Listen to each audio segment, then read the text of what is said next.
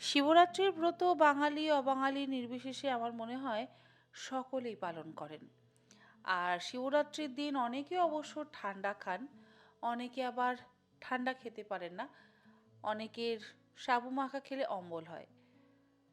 যাদের সাবু মাখা খেলে অম্বল হয় তারা কিন্তু এইভাবে সাবুর পায়েস বা সাবুর কাস্টার্ড বানিয়ে অবশ্যই খেতে পারেন। আমি এখানে নিয়েছি 1/3 কাপ পরিমাণে ছোট দানা সাবু, তবে একদম ছোট দানা নয়, একটু তার থেকে বড় সাইজ। আবার বড় দানাটা নিয়ে নিই, বড় দানাটা নিলে না একটু বেশি বড় বড় হয়ে যায়, ওটা মাখার জন্য বেশি ভালো হয়।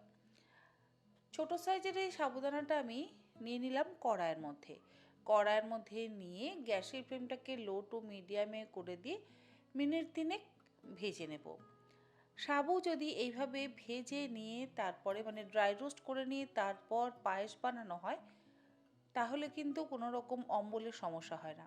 এমনিতেই সাবু খেলে অম্বল হয়, কিন্তু এইভাবে ভেজে খাবেন, দেখবেন সাবুতে কখনোই অম্বল হবে না।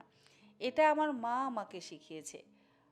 আমার ছেলে যখন ছোট ছিল তখন আমার ছেলেকে আমি কোনো বেবি ফুড খাওয়াতাম না, এরকম সাবুর পায়েস করে মানে দুধ সাবু এইভাবে বানিয়ে খাওয়ানো হতো। আর সাবুটাকে ভেজে নিয়ে তারপরে সেটাকে ধুয়ে সেদ্ধ করা হতো। আমিও কিন্তু ঠিক একই রকমভাবে সাবুটাকে প্রথমে ড্রাই রোস্ট করে নিলাম, তারপরে সেটাকে ধুয়ে নিচ্ছি। আর 3 থেকে 4 বার জল বদলে বদলে ভালো করে ধুয়ে নেব।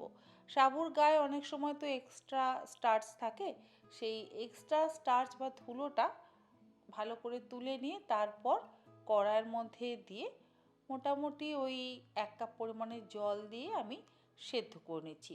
খুব বেশিক্ষণ সেদ্ধ করবার কিন্তু প্রয়োজন নেই, 3 মিনিটের মধ্যেই সাবু একদম সুন্দর সেদ্ধ হয়ে যাবে।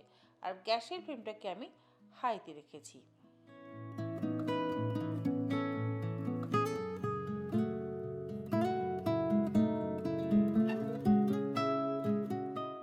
সাবুটা সেদ্ধ হয়ে যাওয়ার পর একটা আলাদা বাটির মধ্যে ঢেলে রেখে দিচ্ছি।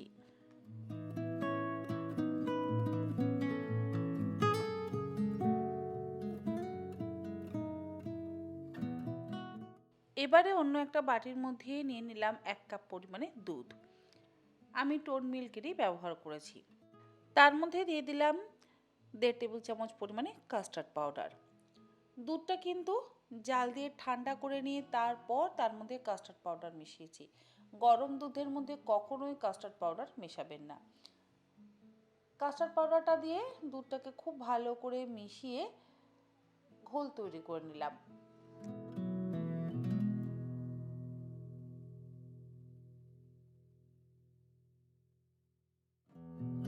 এবারে একটা কড়াইয়ের মধ্যে অল্প একটু মাখানা আমি ড্রাই রোস্ট করে নেব।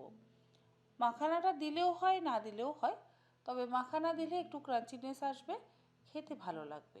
তবে এটা সম্পূর্ণ অপশনাল। মাখানাটা ড্রাই রোস্ট করে নিয়ে তুলে একটা আলাদা পাত্রের মধ্যে রেখে দিচ্ছি।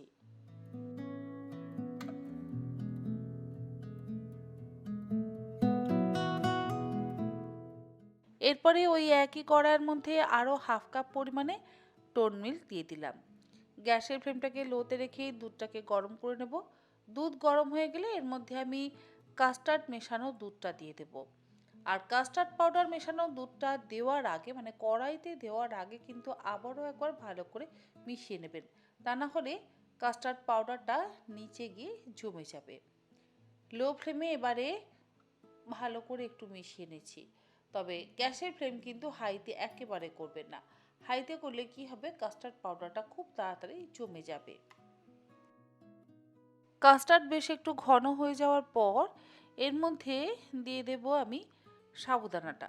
সাবুদানা তো আগে থেকেই সেদ্ধ করে রেখেছিলাম, আর পুরোপুরি সাবুদানাগুলো কিন্তু সেদ্ধ হয়ে ট্রান্সলুসেন্ট হয়ে গেছে। দেখুন দানাগুলো পুরো গোল গোল বড় বড় হয়ে গেছে। এর মধ্যে দিয়ে দেব এবারে 1/2 কাপ পরিমাণে চিনি। চিনিটা আপনারা অবশ্যই নিজেদের স্বাদ অনুসারে অ্যাড করবেন। চিনিটা দিয়ে লো ফ্লেমে ওই 1 থেকে 1.5 মিনিট ফুটিয়ে নেব। খুব বেশিক্ষণ ফোটাবার কিন্তু প্রয়োজন নেই। আর যদি মনে হয় আরেকটু দুধের প্রয়োজন আছে তাহলে আপনারা অল্প একটু দুধ দিতে পারেন। আমাদের সাবুদানার পায়েস কিন্তু একদম রেডি। গ্যাসের ফ্লেমটাকে বন্ধ করে দিয়ে ওপর থেকে দিয়ে দিচ্ছি সামান্য পরিমাণে একটু ছোট এলাচের গুঁড়ো আর অল্প একটু কাজু বাদামের টুকরো। ভালো করে মিশিয়ে দিয়ে এবারে আমি এটাকে সার্ভ করব। ছোট বাচ্চাদেরও আপনারা এরকমভাবে সাবুদানা কাস্টার্ডের পায়েস কিন্তু খাওয়াতে পারেন। এটা স্বাস্থ্যের পক্ষে ভীষণই ভালো, তবে চিনির পরিমাণটা একটু কম ব্যবহার করবেন। ও আমি সামান্য একটু লবণের ব্যবহার করেছি।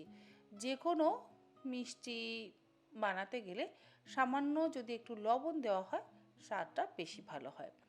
আশা করি আমার আজকের এই রেসিপি আপনাদের ভালো লাগলে আপনারা বাচ্চা থেকে বড় সকলেই এই রেসিপিটা বাড়িতে বানিয়ে কিন্তু খেতে পারেন।